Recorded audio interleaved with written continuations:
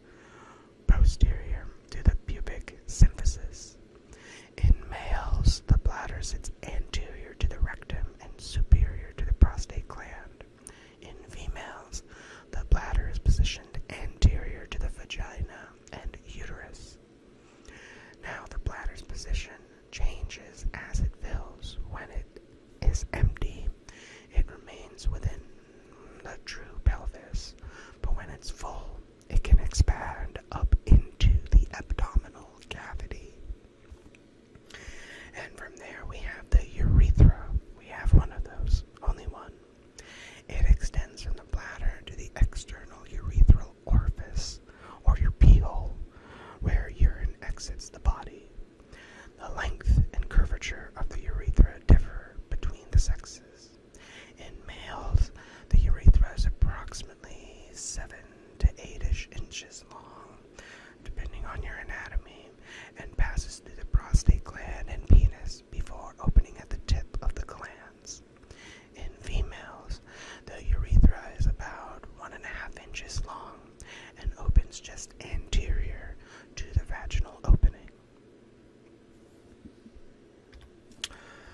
Though they are not directly part of the urinary system, some structures play supportive roles. We have our renal arteries and veins. Our kidneys receive oxygen-rich blood from the renal arteries, which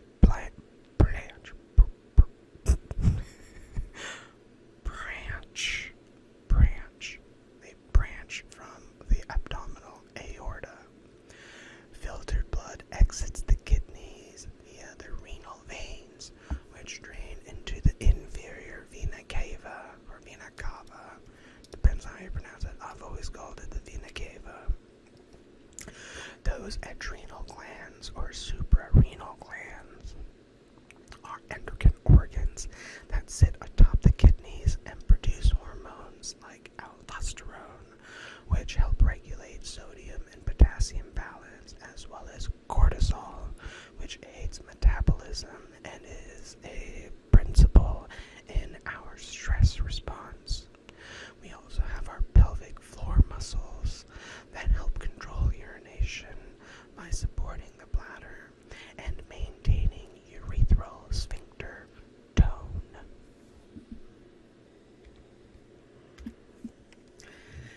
Our kidneys are among the most vital organs in the body, responsible for much more than just urine formation. While their role in filtering waste and producing pee-pee is well known, they also play a critical role in homeostasis, regulating various physiological functions necessary for survival. What are some of these functions? And I will go into them, or especially the ones that I feel are important. We are going... Oh, wait, I'm sorry. Where was I? Oh, yeah.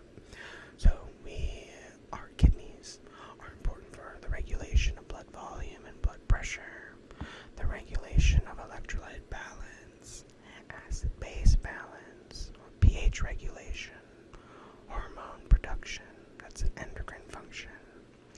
It's involved in the regulation of red blood cell production, a process known as erythropoiesis. It's involved in detoxification and drug metabolism. It's involved in gluconeogenesis, which is glucose production during fasting. It's involved in calcium and phosphate balance. It's involved in the filtration of metabolic waste products. And it's involved in the maintenance of extracellular fluid osmolarity. So, when it comes to regulating our blood volume and pressure, our kidneys have a direct effect on blood pressure by regulating the volume of blood plasma. So, the more fluid there is, the higher the blood pressure. The less fluid there is, the lower the blood pressure. It regulates sodium balance, which affects water retention and consequently blood volume. The general rule is wherever there's sodium, water will follow. And it is also involved in vasoconstriction and vasodilation via the ROS system, or the renin-angiotensin-aldosterone system. The body constantly undergoes metabolic processes, breaking down nutrients to generate energy and sustain vital functions. However,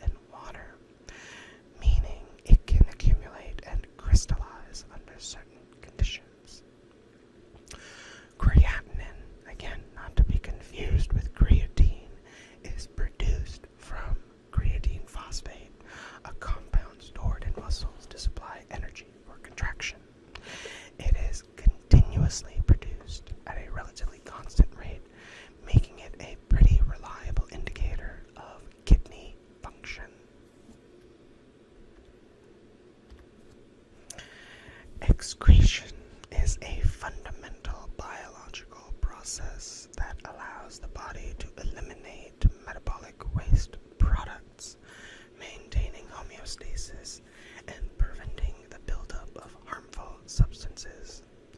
Without efficient excretion, toxins, nitrogenous waste, and excess substances would accumulate, leading to organ failure and systemic toxicity. Basically, it will kill you. Anything that goes wrong in our body, chances are there's a pretty high likelihood it's gonna kill you. So what is excretion? And I'll talk about it with regards to secretion. Many students will always confuse the two. Excretion is the removal of metabolic waste products from the body. These waste products result from cellular activities such as protein metabolism, respiration, digestion, and detoxification. Now, there are some differences with excretion and a few other elimination processes. It's important to know the difference between excretion versus defecation. Excretion refers to the removal of metabolic wastes from within the body's cells, whereas defecation involves the elimination of undigested food residues and bacteria from the digestive tract. It's also important to note the difference between excretion and secretion. This is the one that students often confuse. Excretion removes waste, whereas secretion produces substances that the body still uses, like hormones or enzymes in your GI tract. So we have four main excretory systems. Our urinary system excretes nitrogenous wastes, and excess water. Our respiratory system excretes carbon dioxide and water vapor. Our integumentary system, otherwise known or more commonly known as the skin, excretes sweat and toxins. And our digestive system excretes bile pigments, cholesterol, and indigestible substances.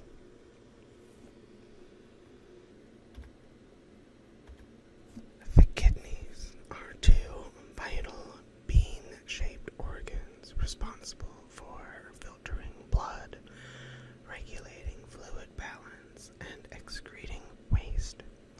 Their location, structure, and appearance make them uniquely suited for these functions.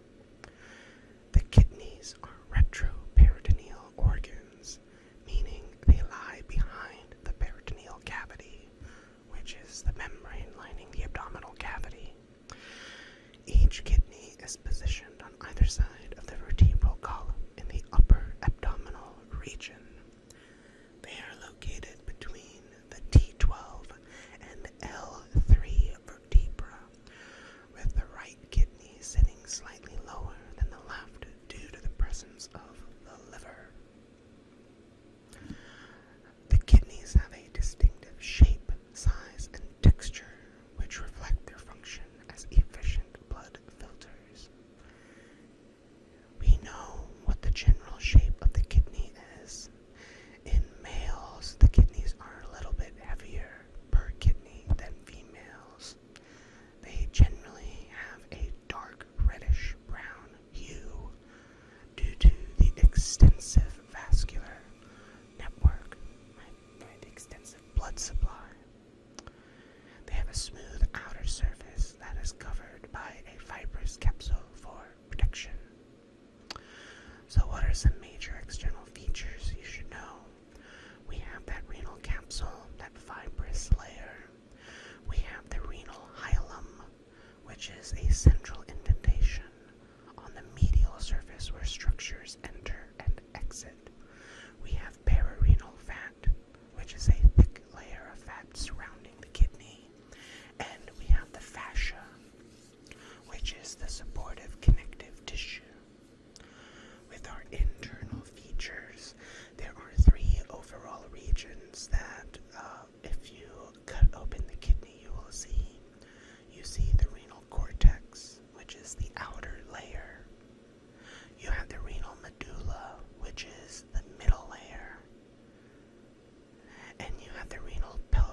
which is the inner layer. The pelvis specifically is more of a funnel-shaped chamber that collects urine from the renal pyramids.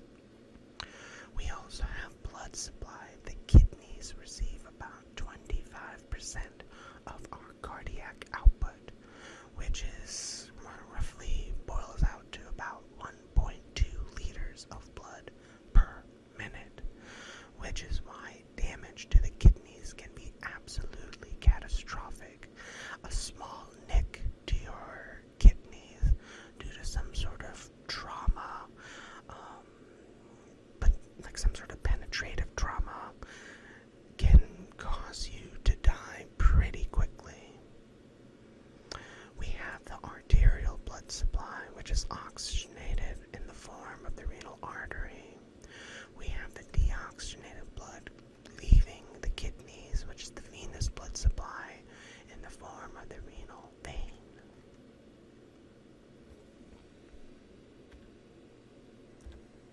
So let's dive a little deeper into the internal features of the kidney that are responsible for or contribute to blood filtration, urine formation, and homeostasis maintenance. Each of the structural components play a critical role in processing and eliminating metabolic waste while regulating water, electrolyte balance, as well as pH. Now, with the internal features upon dissection, as I previously mentioned, the kidney reveals three main internal organs, each with specific structures essential for filtration, absorption, and excretion. So we have our renal cortex, which is the outer layer. It is going to be a light reddish brown. It is rich in capillaries and houses most nephrons, which are the functional units of the kidney. You can think of it as like the main cell of the kidney. It contains glomeruli, where the actual blood filtration occurs. It's just a little bundle of vessels and filters. We have proximal and distal convoluted tubules, which are important for reabsorption and secretion. Our cortex is the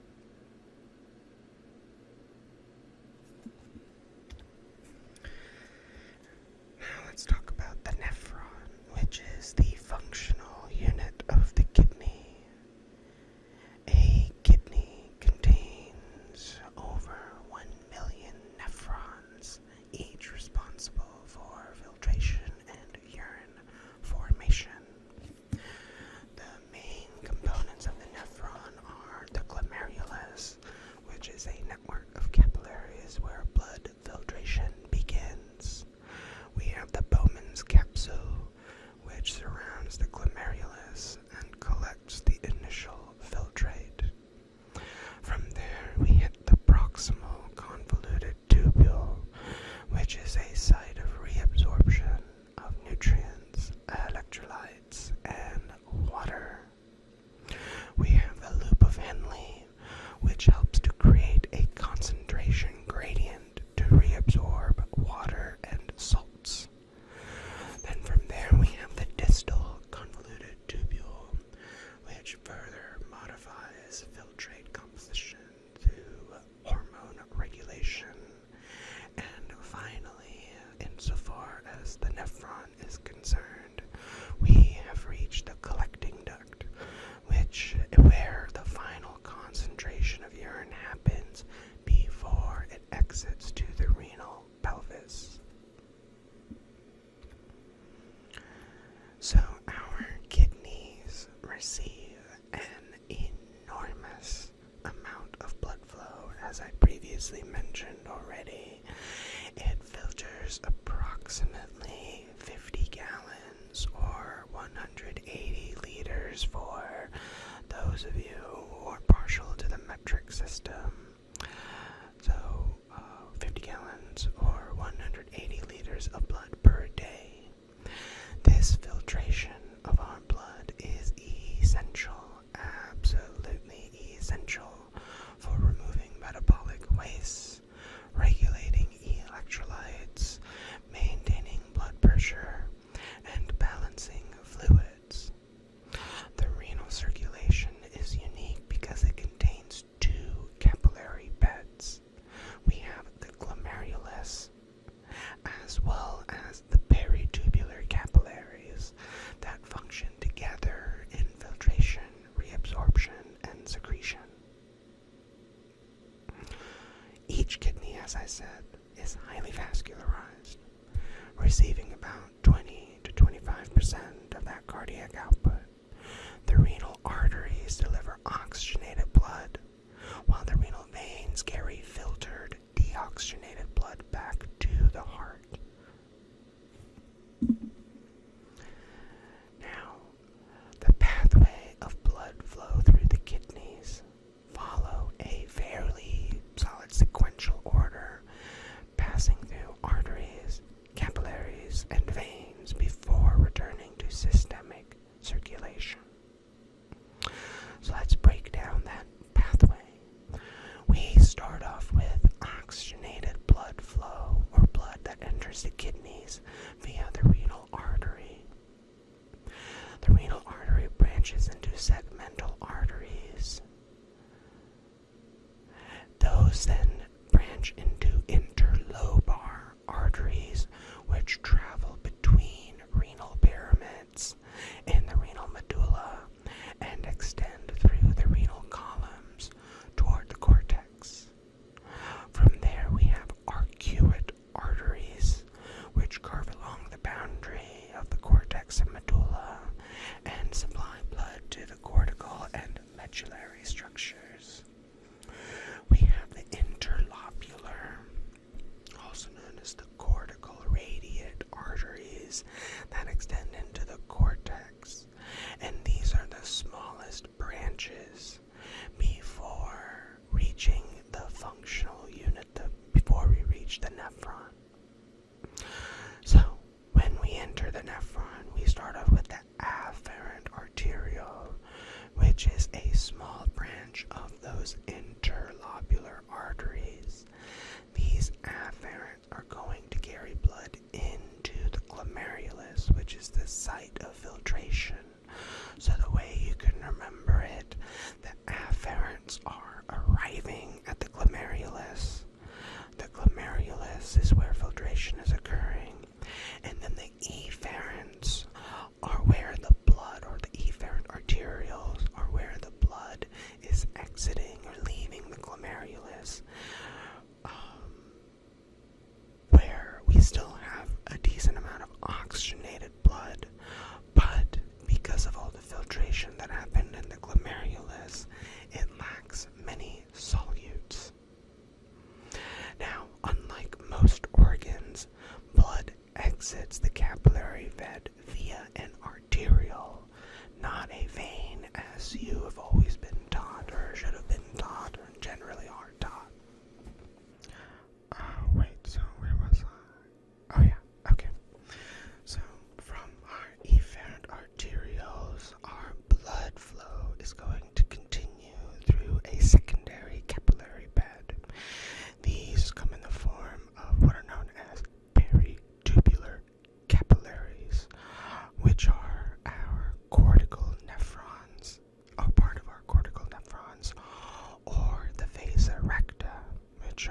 a part of the juxtamedullary nephrons.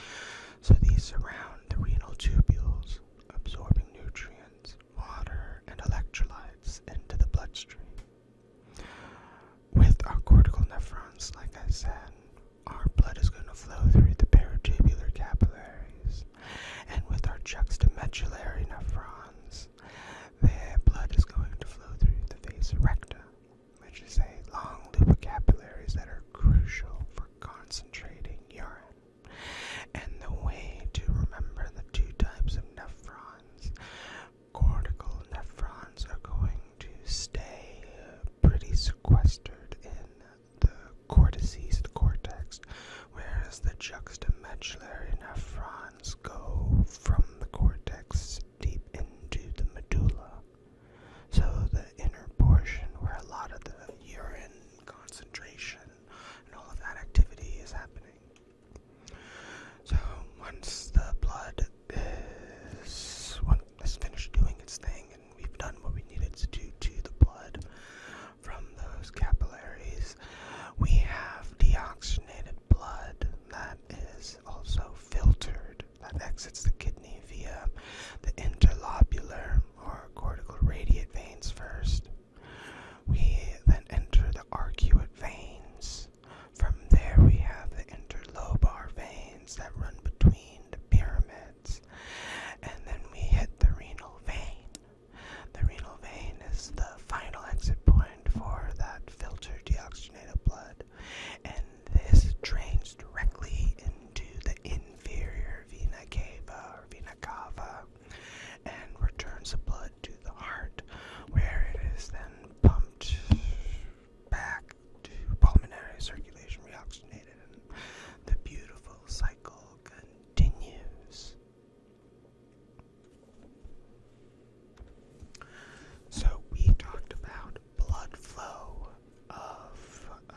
through the kidneys, but that's not the only fluid that we have to deal with. We now have the other component, everything that we're getting out of the blood that ultimately becomes your urine. So once blood is filtered through the glomerulus, the resulting what's known as the filtrate, which you can think of as pre-urine or pre-PP, flows through a series of tubules where reabsorption, secretion, and urine concentration occur. This process transforms that initial filtrate, the pre-PP, into what will ultimately become urine or your proper PP, and that is eventually excreted. Each part of the nephron and collecting system plays a specific role in this filtration process.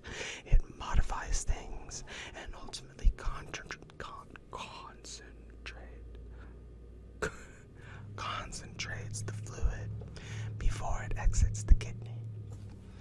So let's start with the beginning. So we are at the Bowman's capsule, which is a part of the glomerulus. We are capturing the filtrate. So this is a bunch of stuff that passes through. We have things like water, electrolytes, glucose, amino acids, and waste.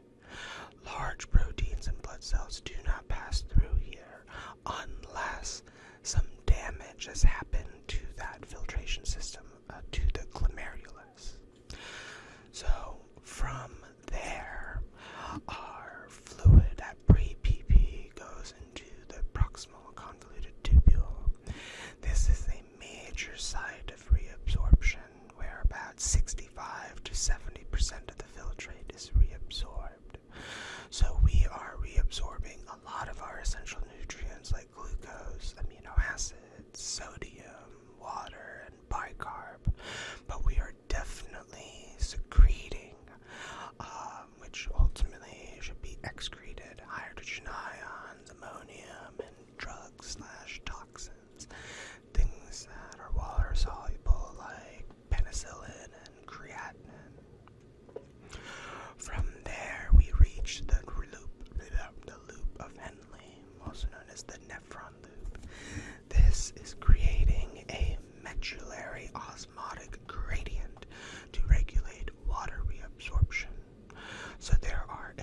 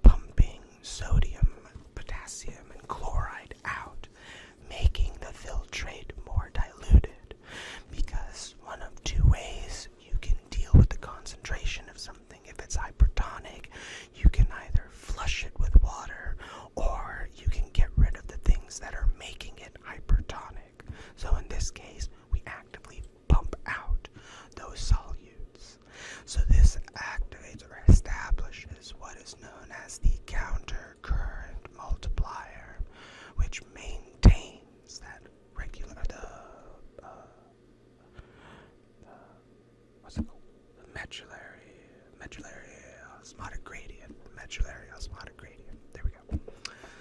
So, from the ascending limb, we now reach the distal convoluted tubule.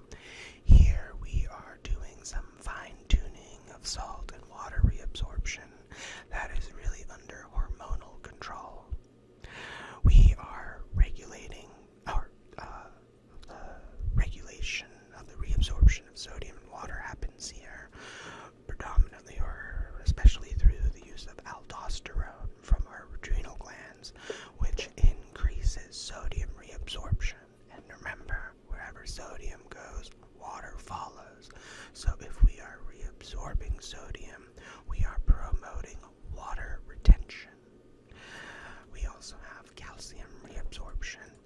PTH, parathyroid hormone, stimulates calcium uptake.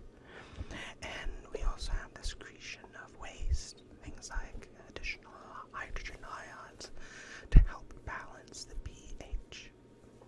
From there, we hit the collecting duct, which is the final site for water reabsorption and urine concentration.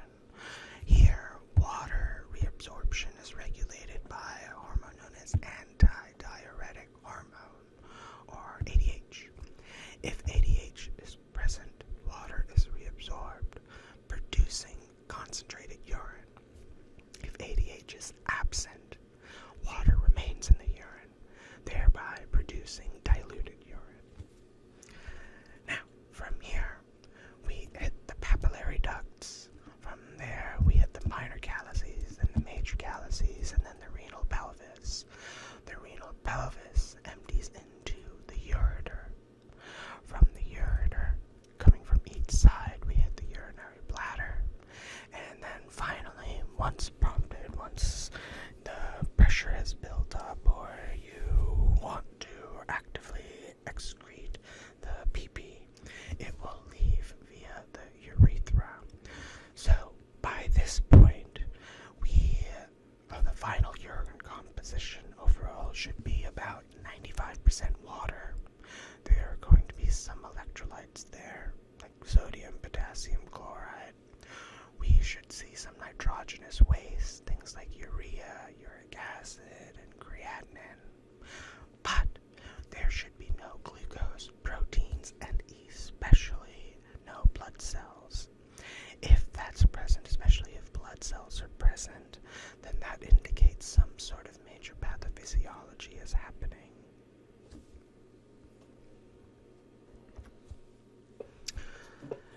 The kidney's nerve supply is essential for regulating renal blood flow, filtration rate, sodium reabsorption, and hormone secretion. The nervous system, particularly the autonomic nervous system, the ANS, plays a plays a very important role in modulating vascular resistance, renin secretion, and urine production. So our kidney's nerve supply consists of the sympathetic nervous system, which is a major regulatory influence. The parasympathetic arm of the ANS. Remember, the ANS is composed of the sympathetic nervous system and the parasympathetic nervous system. The PNS has fairly minimal influence. And we also have sensory afferent nerves, which are important for pain and reflex pathways. These nerves originate from the renal plexus, which is a network of autonomic fibers that control renal function. So we'll start with our sympathetic nervous system. Again, this is the dominant autonomic influence on the kidney, and these fibers arise from the thoracic T10 to T12 and lumbar, predominantly L1, spinal nerves. At those vertebrae, and those are the nerves we're dealing with.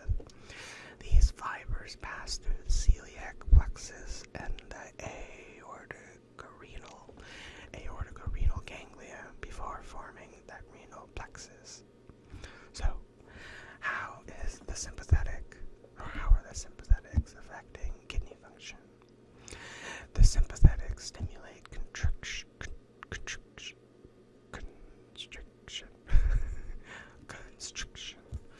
stimulates constriction of the afferent and event arterioles, thereby reducing the glomerular filtration rate. This happens in situations like hypovolemia, like if you're hemorrhaging. It happens in shock, and it also happens in situations of exercise as well as stress. Reducing blood flow is, and this has an evolutionary advantage if you think about it, it helps to conserve fluids and maintain your systemic blood pressure, because if you lose that, then you lose blood flow to your brain and you die. We also have the activation of the ROS system, that renin, angiotensin, aldosterone system. Sympathetics will trigger, or activation of the sympathetics will trigger what are known as JG cells. These are the juxtaglomerular cells to release a substance known as renin. Renin activates angiotensin 2, which increases blood pressure and enhances sodium and water reabsorption. We modulate this by modulating sodium reabsorption, and this is very, very useful in situations of dehydration or hemorrhage, because we want to conserve as much sodium as possible. So where we can also conserve water by itself, we can also conserve the electrolytes, and remember, where electrolytes go, water will follow. With the parasympathetics, like I said, it has a minimal role. There's some vagal influence, so cranial nerve 10. It may innervate the kidney, but their exact function is fairly unclear. And some possible functions here include mild modulation of renal blood flow, and it could potentially influence tubular reabsorption. Again, the major takeaway here is the sympathetics are dictating things. We also have our sensory afferent nerves. These are important in relaying pain signals from the kidney to the brain. These fibers, or pain fibers specifically, travel via the SNS, or sympathetic pathway, back to the spinal cord at T10 to T12 as well as L1. Kidney pain is often referred to the flank, the lower back region. We have our abdomen, the lower abdomen, and the groin if the ureter is involved. So far I've been talking about the structures associated with the filtration process, but let's dive a little bit deeper. The kidney's filtration process is the first step in PP formation, allowing the removal of waste products, excess electrolytes, and toxins from the bloodstream while retaining essential substances. This is occurring in the glomerulus, a specialized capillary network within the nephron. The filtration process, or the glomerular filtration process, relies on blood pressure to force plasma components through a filtration membrane, as well as selective permeability. In other words, we want to allow small molecules, things like water, ions, glucose, to pass through, while retaining large proteins and cells like our erythrocytes. So there are three primary steps when it comes to the filtration process. We have glomerular filtration, where blood plasma is filtered into the capsule, into the Bowman's capsule of the glomerulus.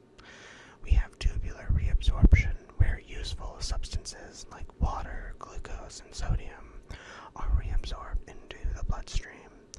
And we have tubular secretion, where additional waste and ions are actively secreted into the filtrate. We are going to focus first and foremost first on the filtration process, the glomerular filtration process. With that, we require a very, very useful and,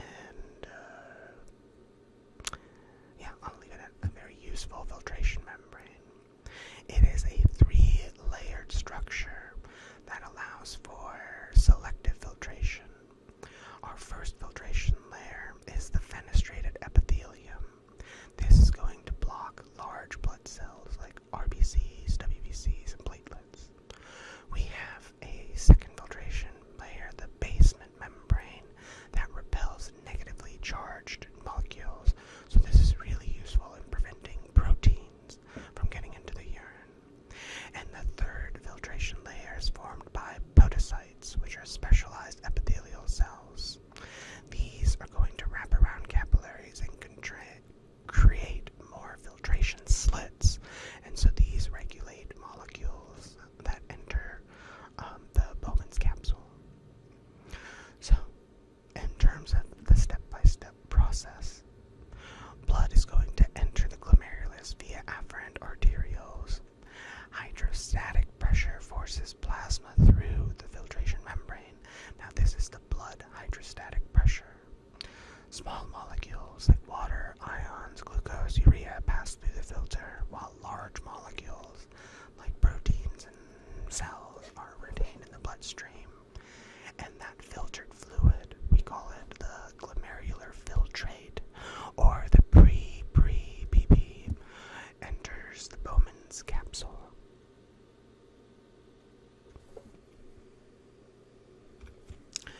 So this filtration process, the glomerular, oh my god, say that 5 times fast, glomerular,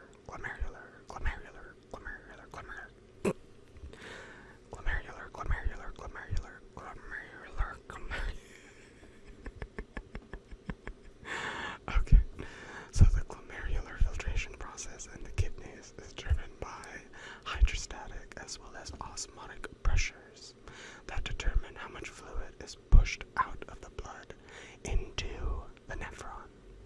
These forces either promote or oppose filtration, and their balance is what determines the net filtration pressure.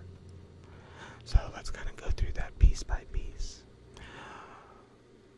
We have forces that promote filtration, and that is primarily going to be the capillary hydrostatic pressure.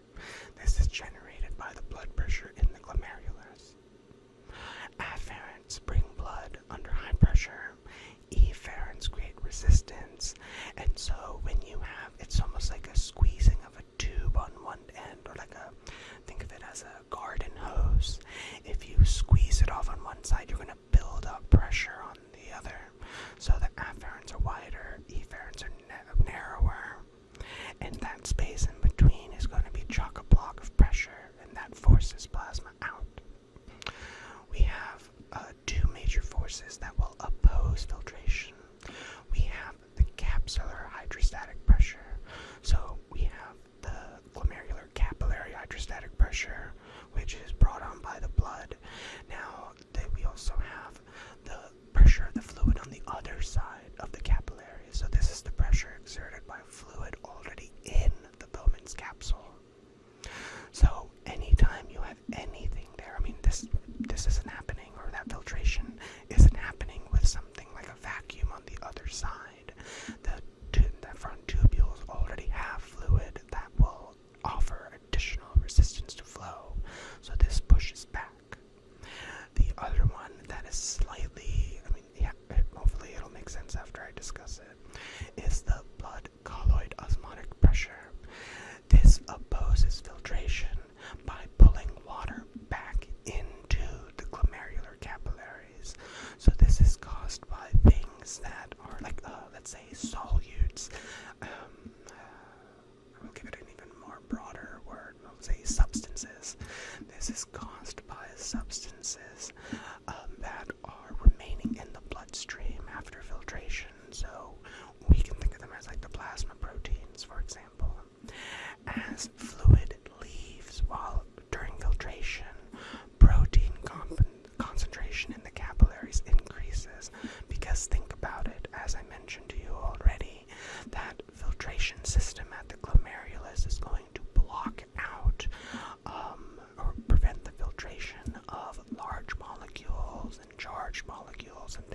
that.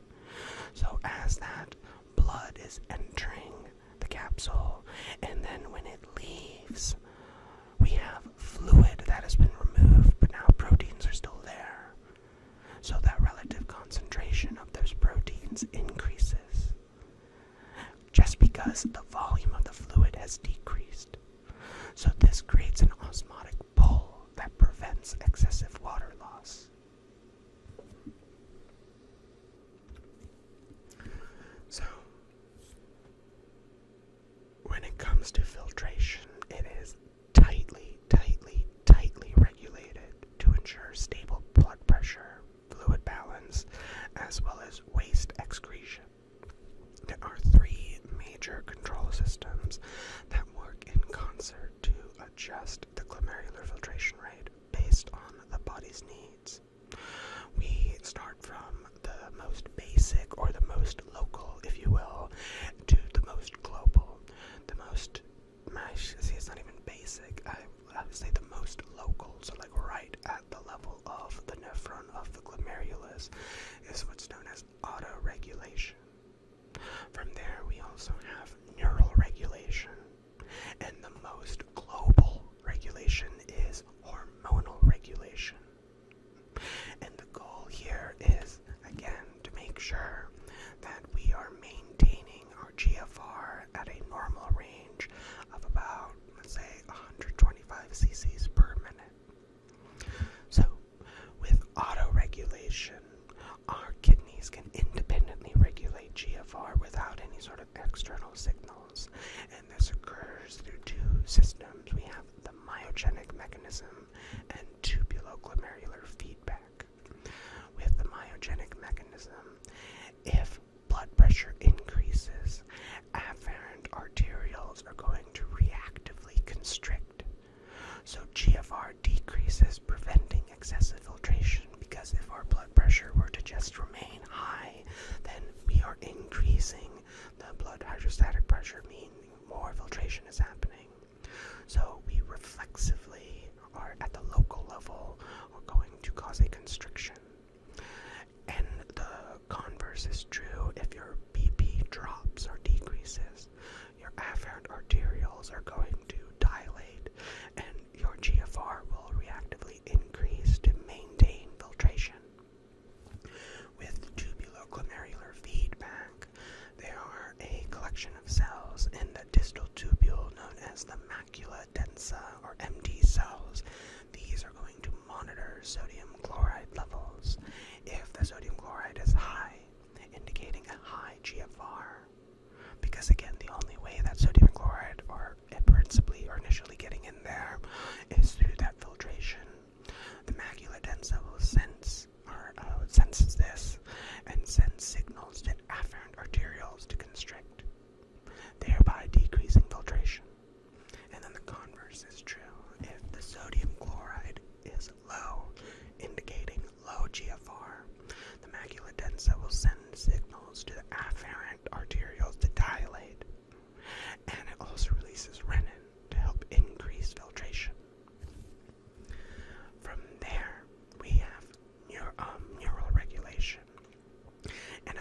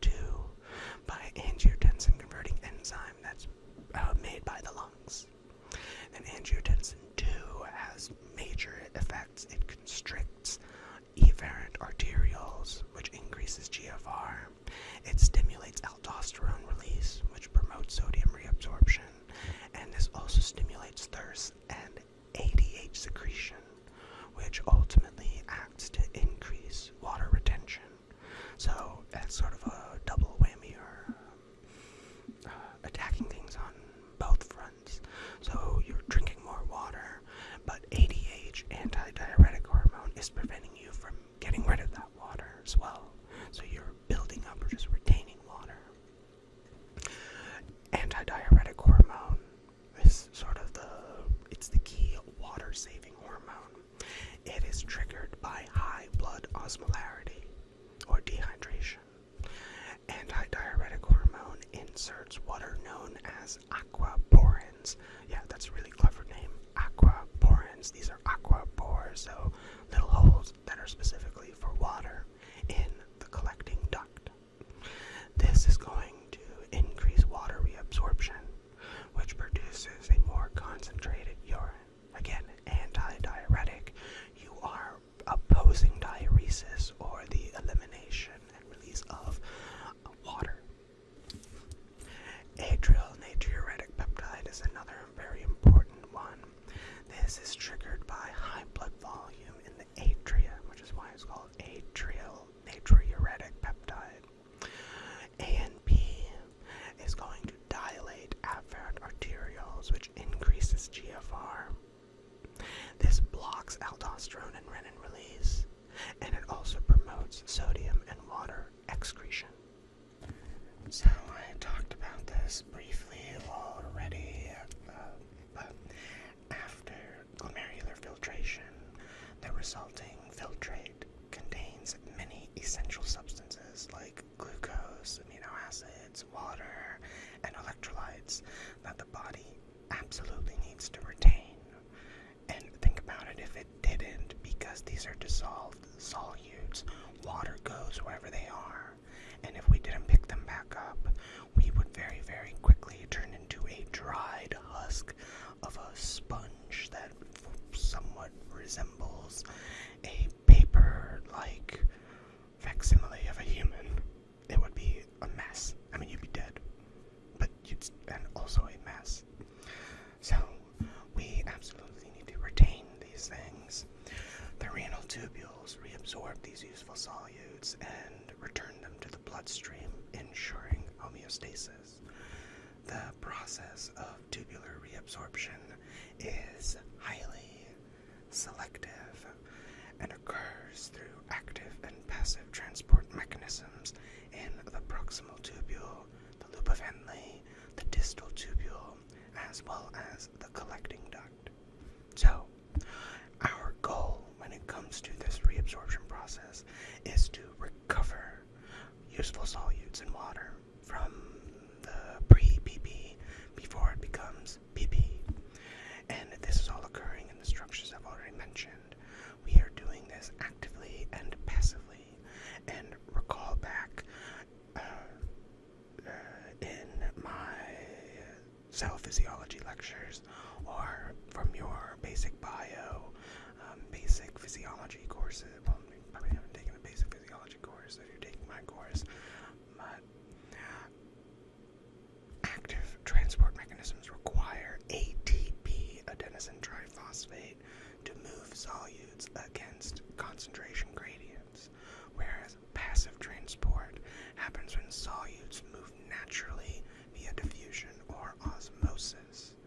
So in the passive transport, you are moving things from an area of high whatever concentration, pressure, blah blah blah, to an area of low whatever concentration, pressure, blah blah blah. And that should make sense. If you have a lot of something, it wants to be less of it because it's very contained in that area. So naturally things will happen to try to equilibrate. Active transport breaks equilibration. You are actively moving things against their concentration gradients. So, what are some of the major substances that are reabsorbed by the tubules? We have glucose, we have amino acids, we have sodium, we have water, we have bicarb or bicarbonate, we have chloride ions, and we have potassium ions. So we'll kind of go through stepwise. At the proximal convoluted tubule, this is a major site of reabsorption, reabsorbing a pretty considerable amount, like I already said. We are reabsorbing glucose and amino acids by utilizing sodium glucose symporters. These are known as the SGLT2 transporters. They require active transport via a sodium gradient. So that's with glucose and amino acids. Sodium is actively reabsorbed, and bicarb and hydrogen ions are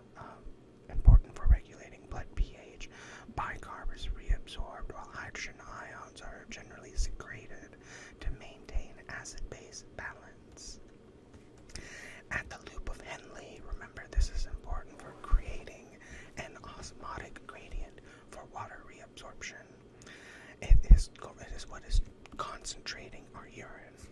With the descending limb, remember it is water permeable, so water leaves the filtrate, the pre-PP via osmosis, so that's a passive system.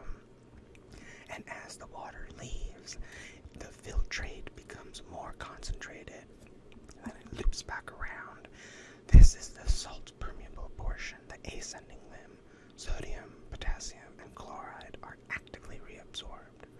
Filtrate becomes more dilute as salts exit, but water remains.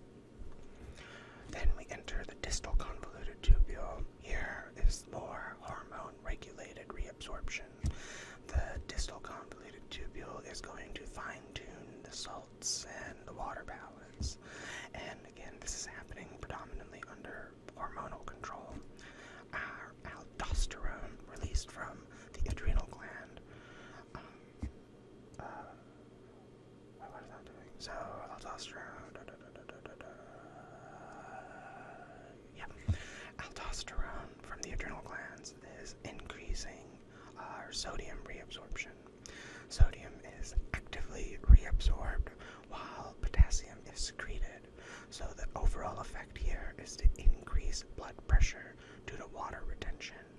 Parathyroid hormone is also very important, and I talk about that in my bone physiology lectures.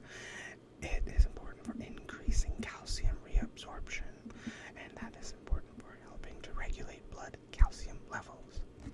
Now, have now reached the place for final adjustments, and that is the collecting duct. This is where we are determining our final PP concentration under hormonal control. Antidiuretic hormone is going to be a major water retainer. If ADH is present, those aquaporins are going to open and allow water to be reabsorbed. If water is reabsorbed and you leave solutes behind, you are producing a concentrated urine, which is what you would expect when you are dehydrated. If antidiuretic hormone is absent, water remains in the urine, and you end up producing a dilute urine.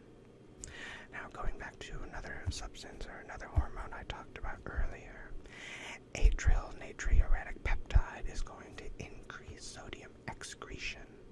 It's released by the atria of the heart in response to high blood volume, and overall it is going to inhibit sodium reabsorption, thereby increasing sodium excretion. And remember, where sodium goes, water will follow. So the net effect is to increase our urine output.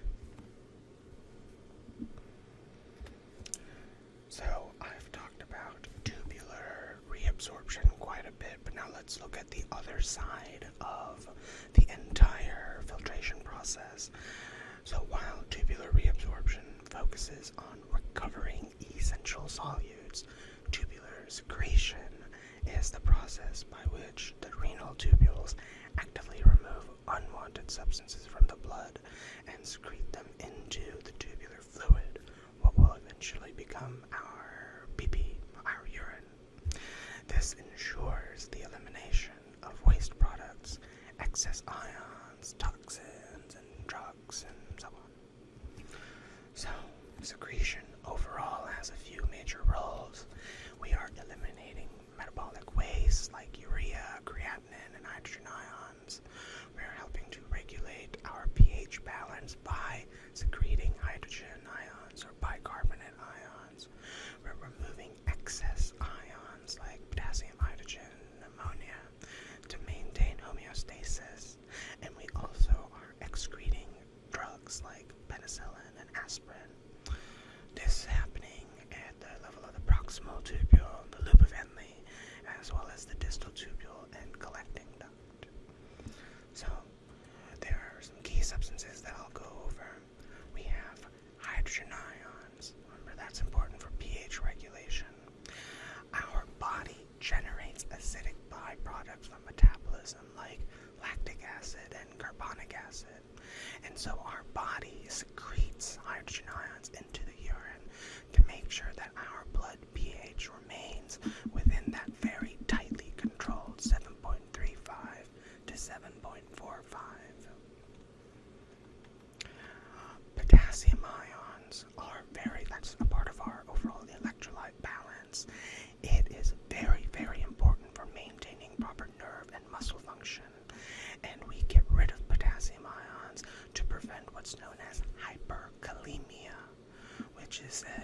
which is a pathologically high level of potassium ions.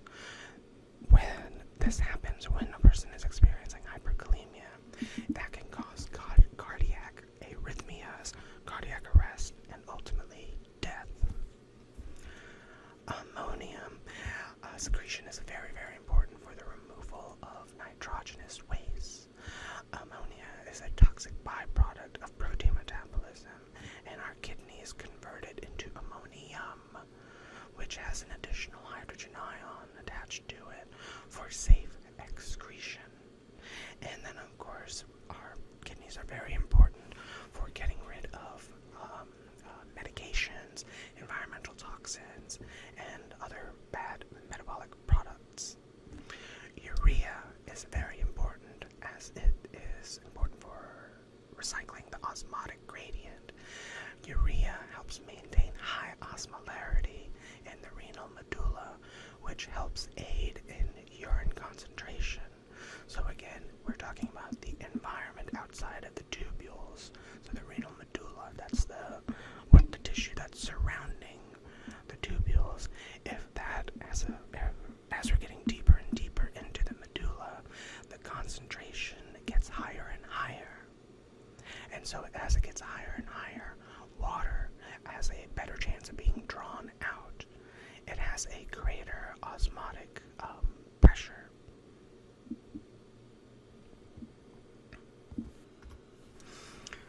So our nephrons regulate water excretion by adjusting the reabsorption of water to maintain fluid balance, blood pressure, and plasma osmolarity.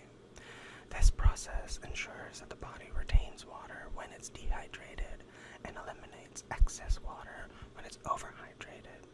This controlled, through two overall processes. We have obligatory water reabsorption, which is passive water movement due to osmotic gradients, and we have facultative water reabsorption, which is hormone-regulated water retention in response to hydration levels.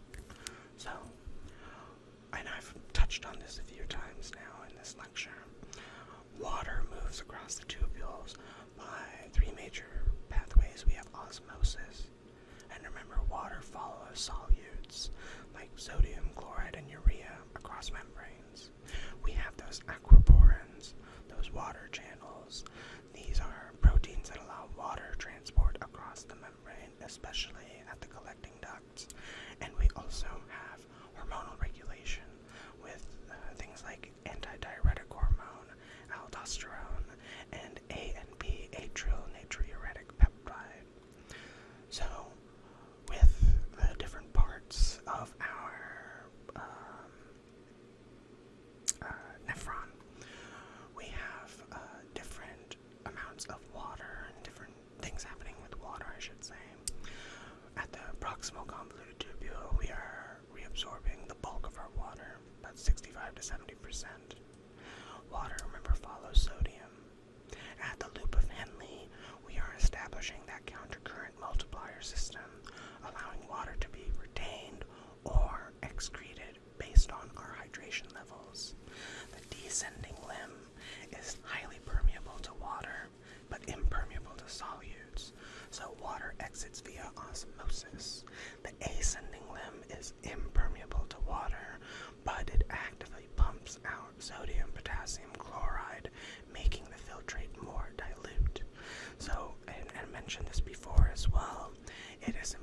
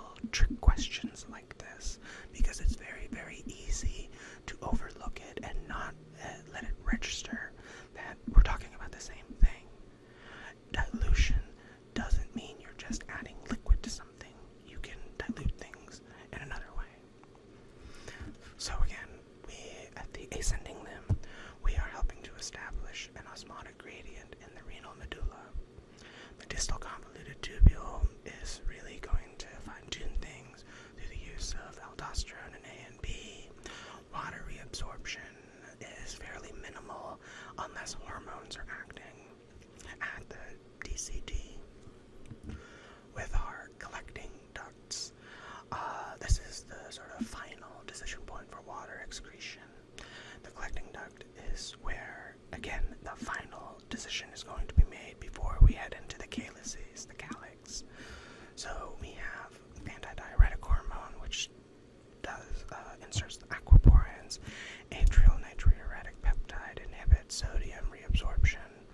And we also have urea cycling here. Now, I've talked about the countercurrent system a few times, and it's important to understand how this is actually working. It is both a multiplier and exchanging system where that ensures water can be selectively retained.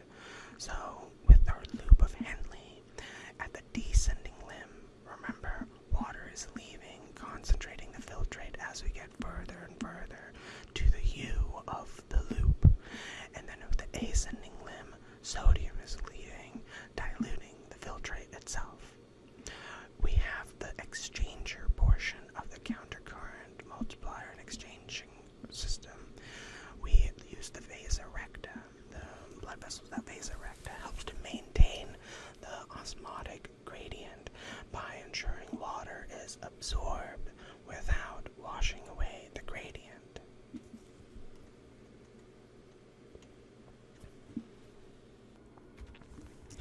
So, urine is the final product of the kidneys' filtration, reabsorption, and secretory processes.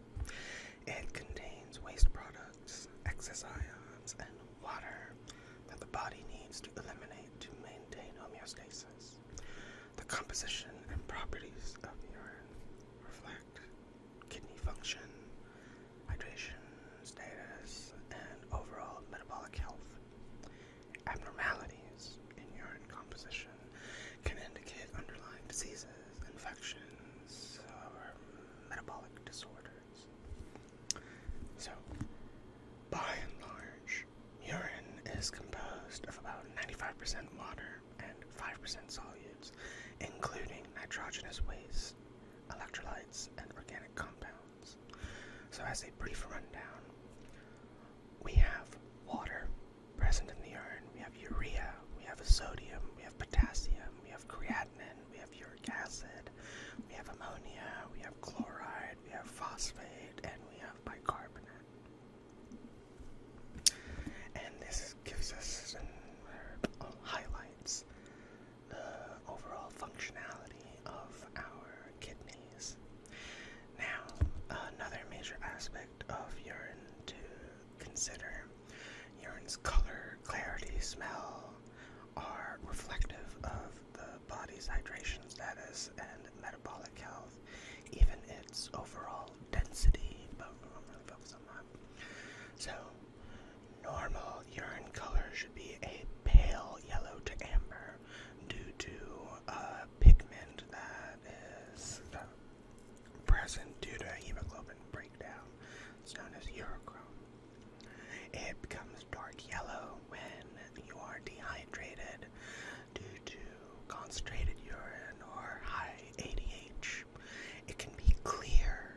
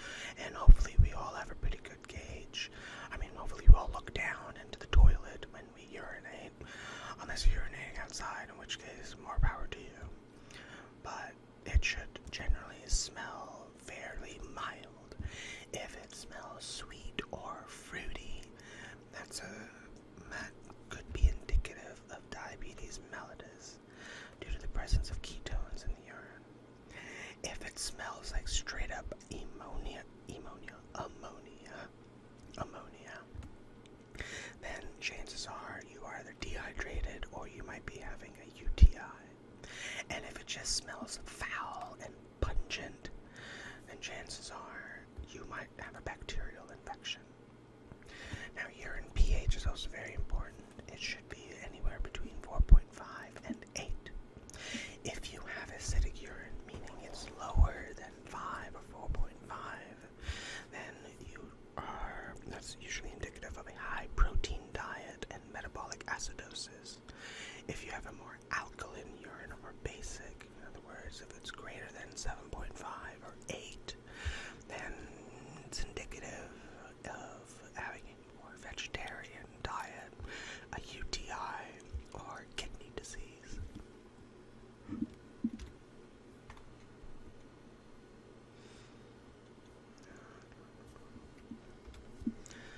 So far we have really talked about the renal system, the process of making urine.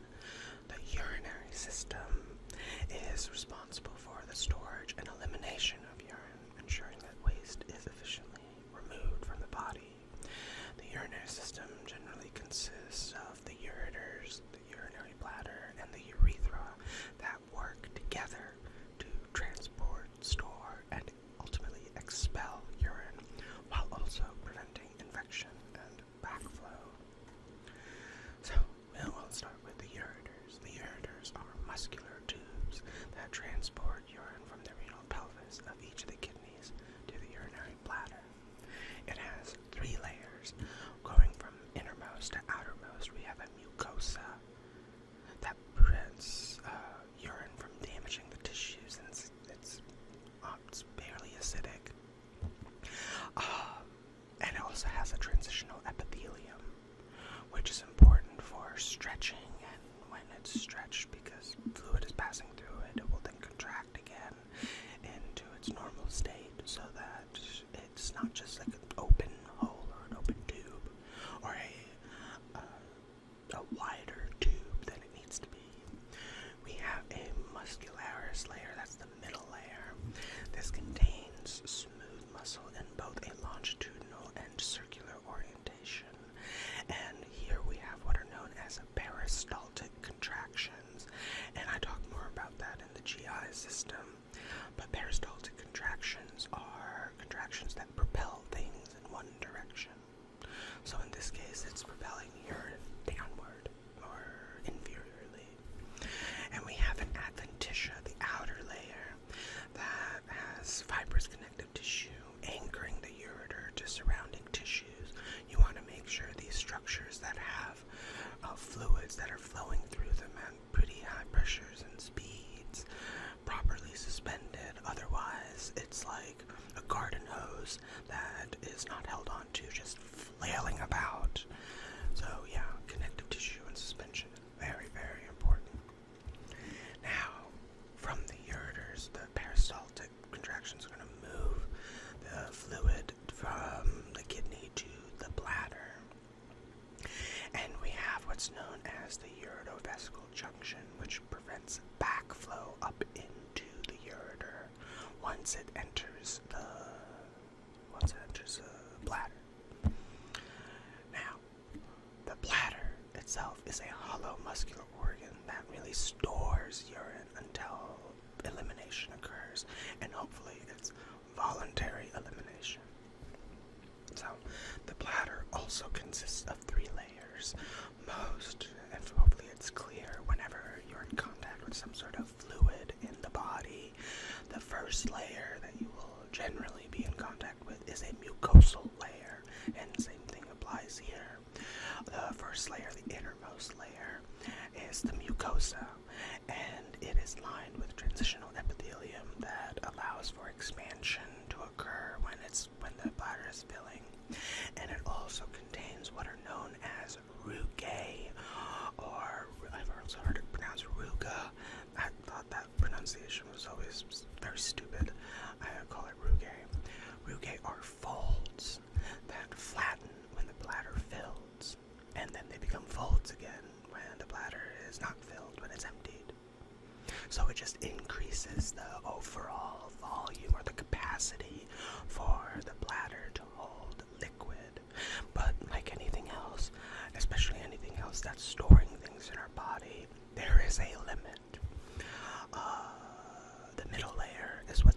as the detrusor muscle.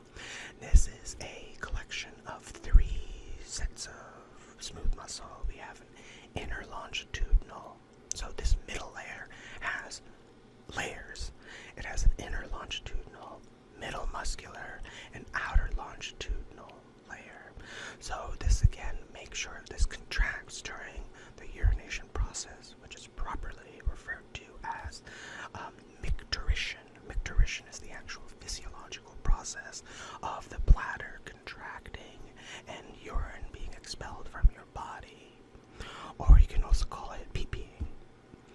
The adventitia is the outer layer, and this is a connective tissue layer that is going to support and help suspend things. So again, just like we saw with the ureters, we have something that suspends the structure there. On average, the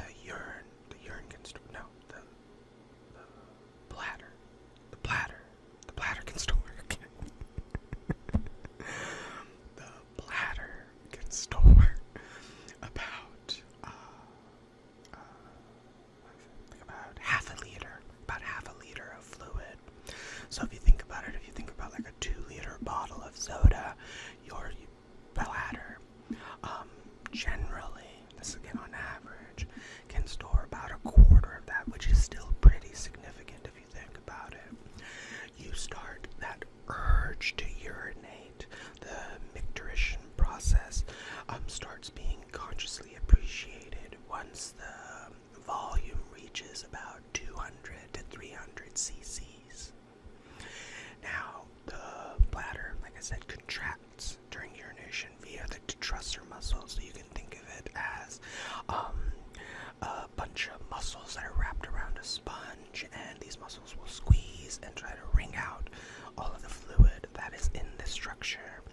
But unlike a sponge, it's not actually you can think of it more like a balloon with muscles. So I guess, yeah, ignore the sponge metaphor, that was terrible. It's a balloon with muscles. We have sphincters in play. We have an internal sphincter, which is under involuntary control, so we have no control over that. But we also have an external sphincter that's under voluntary control that helps to control urination. And anybody who has forced themselves to stop urinating, if you are mid urination, then you know that you are actively controlling a sphincter that stops the urination process. And finally, we reach the urethra, which is the exit for our urine. It is a muscular tube that carries urine from the bladder to the external environment.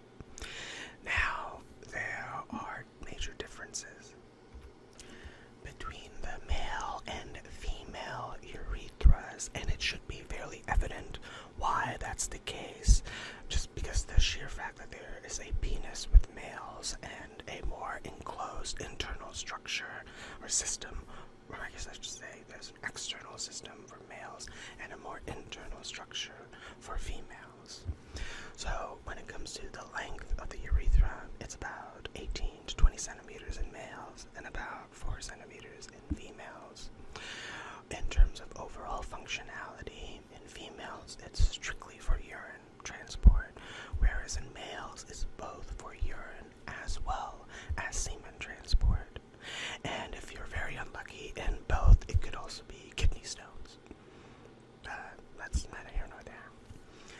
In the male urethra, there are a few functional parts that you should be familiar with.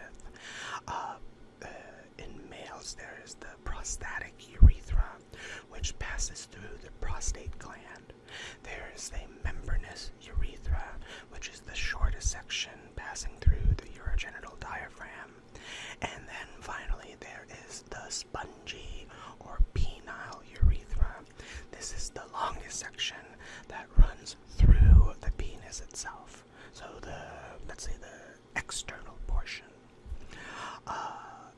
And in both males and females, we have urinary sphincters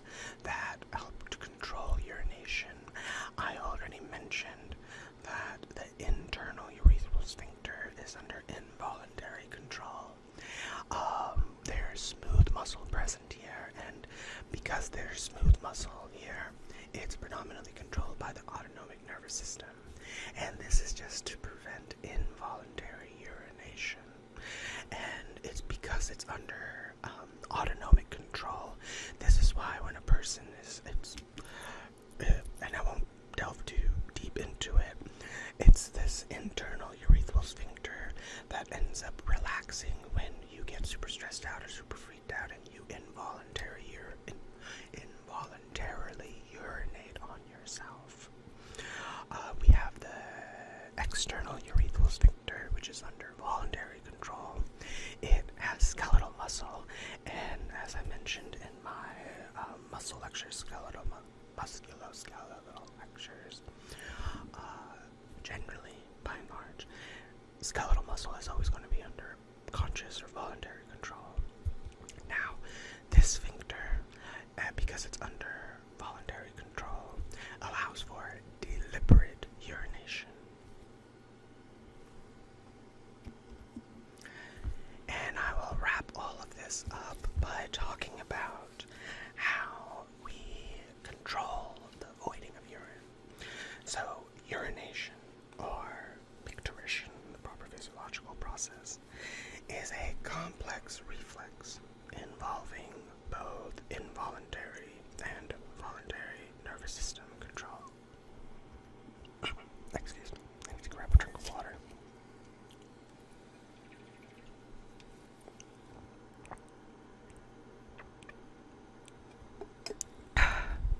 Delicious.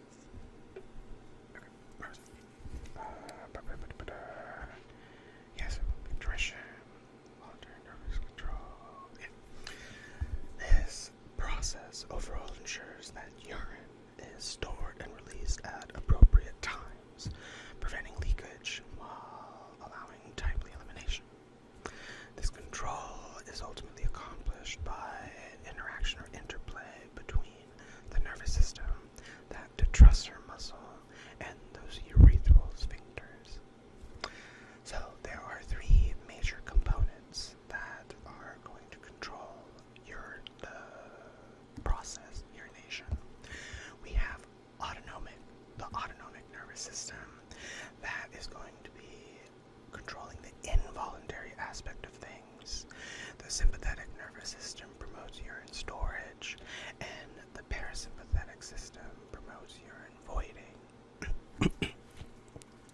We have the somatic nervous system, which is part of our skeletal system, that's under the voluntary control. And then we have the actual micturition reflex that helps to coordinate bladder contraction and sphincter relaxation. So, so we can think of the overall process of urination as both in terms of like a storage phase and then a voiding phase. In the storage phase, while the bladder is filling, the nervous system ensures that urine is stored until it is appropriate to void. So our sympathetic nervous system, like I said, is principally involved with the storage component. It's activated during bladder filling to prevent involuntary urination. We have the hypogastric nerves coming off of the T11 to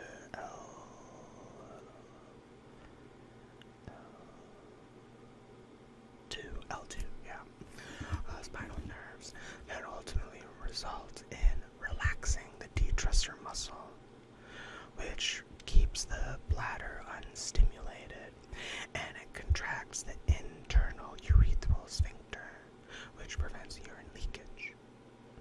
With somatic control of the external sphincter, this is provided by the pudendal nerve coming off of S2 and S4 spinal nerves. Here we are able to voluntarily contract the external sphincter, and it's really important for preventing urination until it is socially appropriate, or you deem it is appropriate voluntarily to void your bladder. Now, once those requirements are met and you feel that it's okay to void your bladder, especially once the bladder fills to about 200 to 300 cc's, like I said, stretch receptors signal the brain to initiate the urination process. So we have the parasympathetic nervous system that is there to help with contraction and emptying. So here we utilize the pelvic nerve, the S2 to S4 spinal nerves that help to contract the detressor muscle. Remember, that is the muscle that is wrapped around, and I wouldn't say choking, but it's a nice little coat around the bladder. When that detressor muscle contracts, and because the muscle fibers are in all sorts of orientations, you are really making sure that you are wringing out that bladder as much as you can. Oh, I guess that's where I was going with the sponge metaphor. So you're wringing out the bladder like a sponge, but structurally you can think of it like a balloon. Anyways, it's neither here nor there. When the detressor muscle contracts, you are increasing the pressure inside the bladder. You are also relaxing the internal urethral sphincter that allows the urine to flow. So the external urethral sphincter is controlled by the pudendal nerve, and when it's relaxed, urine is ultimately going to be expelled. So when it comes to our brain, we have what's known as the PMC, or the pontine micturition center, that is located in the brainstem and coordinates voiding. And we utilize our prefrontal cortex to inhibit urination, especially in social settings. And yeah, I think that wraps up pretty much everything I wanted to talk about when it comes to our renal and urinary system. And there you have it. It is a quiet, generally, but mighty backstage crew that works tirelessly to keep you hydrated, balanced, and hopefully toxin-free. Your kidneys are, and I mentioned this before, are like the most sophisticated water treatment plants on Earth. They filter about 50 gallons of blood a day to extract just the right amount of waste, water, and electrolytes. They are very adaptable, making sure you don't get dehydrated or turn into a walking, talking water balloon. Those ureters are the couriers working nonstop to safely transport urine from the kidneys to the bladder. And they don't just rely on gravity, they utilize muscle contractions to help push fluid along, so those peristaltic contractions. Your bladder is an amazing, expandable, pressure-sensitive holding tank, capable of storing your urine until the right moment is reached to release it. And hopefully it's somewhere with indoor plumbing, or at least somewhere private outside where you can hide your shame from everything above you and around you.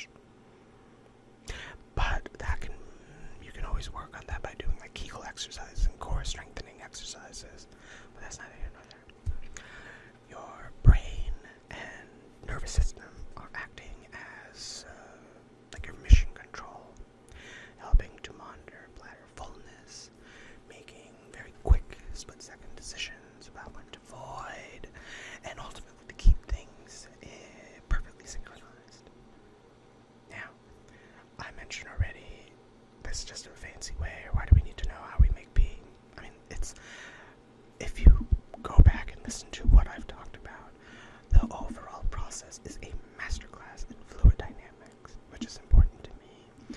It's an amazing waste disposal system. It's an amazing display of neural and muscular coordination. And it is also one of the most crucial homeostatic systems in your body. Yeah. So, next time you take a bathroom break, take a moment to thank your kidneys, your ureters, your bladder, and your urethra, the unsung heroes of the waste management system that is your body, because without them, you would be dead. So yeah, and if they go wrong, you'll die pretty quickly. So, I hope you had as much fun learning about this as I had explaining it. So please remember to drink plenty of water, stay hydrated, and remember your kidneys have your back, and they're located on your back, and your bladder does too. So, I love all of you. Please remember to like, comment, and subscribe. Leave me feedback. I would love to hear from you guys.